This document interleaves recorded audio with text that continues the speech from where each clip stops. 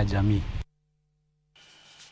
Wadhi kaunti ma Kisumu kamanyuola moro kod jogweng' mawuok Kadongo Korando e sub county ma Kisumu West, county ma Kisumu koro dwaro mondo sirikal owuog oko mapiyo oger kata ogundho lalo ma Kambui kochamo Konoka motudo gwenge ariyogo. Tok jaduong' moro ne lwar mowito ngimane dweni kane otemo kalo kodhi kanisa. Mana ka ripota marwa Millicent Adhiambo leronwa, jodago wacho ni olalono osemiyogi midhiero kama otelo ne tho makamano. Ji 7 mamoko bende oselwar katemo luwe moyudo hinyruoge mopogore e fuoni mag dendgi. Kakoro gin kod luoro ni midhiero no nyalo medore kaluwore kod koth El Nino manyocha olandi ni biro chwe e pachoka. Ma e chalo lalo ma Kambui Konoka motudo gwenge ariyo, Kadongo kod Korando e sub county ma Kisumu West, county ma Kisumu. Picha moko kaka thoth jodak makae, ahinya to joma hikgi oniang', kukni gi luoro e kinde ma gitemo kalo e wi olalono gichop loka machielo. Ne familia mar mosenindo Nicholas Anyango, kalo olalono koro siko miyo gi paro mar lit e chunygi tok jaheragi lalo ngimane katemo kalo olalono tarik 2 dweni. Mowuoka kobiro lemo oko budho to ng'wech duogo dala ni jaduong' ogore piny e daraja.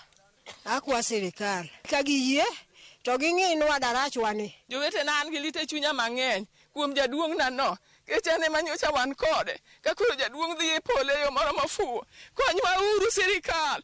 Thoni nopoa to mirima omaka kabisa.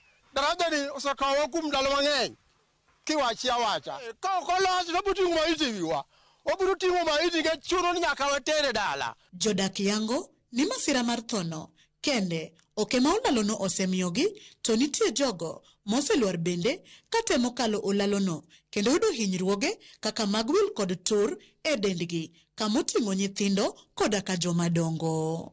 So many people have been injured here, around 7 people in total. An gi mine 3 mosetore daraja ka nyaka koro chopo kama koro onekeni.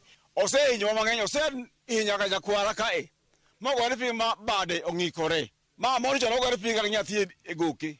Sani koro nyoleo jaduong' ka pesa no osegol ka chon kodero dondi nene deputy mayor niloso go daraja ni nyaka sani daraja ni pok olosi ma koro chopo kama ji moko torie koro nyochopo kama tho wuokie. Jodak go koro tielo seyo ne jotelo mane gi yiero kuom serem chopo irgi kendo kawo okang' mowinjore kata bang' chwelo negi wach e wi rach olalono gino makoro okelo negi nyaka tho.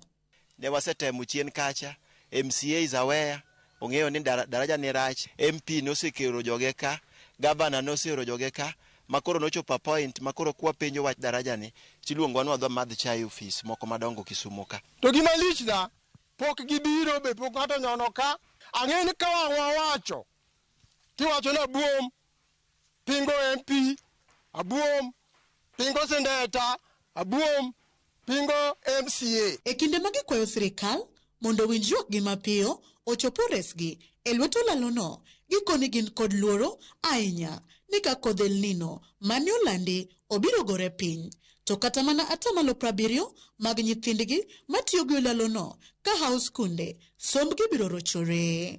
Luoro ma wan go ni koth mabiro madwe mar 9 ni kidek chak muk daraja makoro dong mararacha manye wagundho ni to at the same time kidek kata ng'at moro chak thoe e daraja ni. Akwayo sirikal mar Anyang' Nyong'o kaka governor obiro chopi kata en owuon kik oor ng'ato obiro ne daraja ni kik chak bineg ng'ato kendo. Jodak malworani koro medo sundo sirikal kod jotelo mane gi yiero mondo owuog oko mapiyo okonygi gundho laloni ma Kambui Konoka kapok kodh El Nino ogore piny. Gigolo siem ni ponono mano okotime wang' sa to gin kod luoro ni ji mang'eny biro medo wito ngimagi kata yudo hinyruoge mopogore. Millicent Adhiambo, Ramogi TV, tiyo lalo ma Kambui Konoka, sub county ma Kisumu West, county ma Kisumu.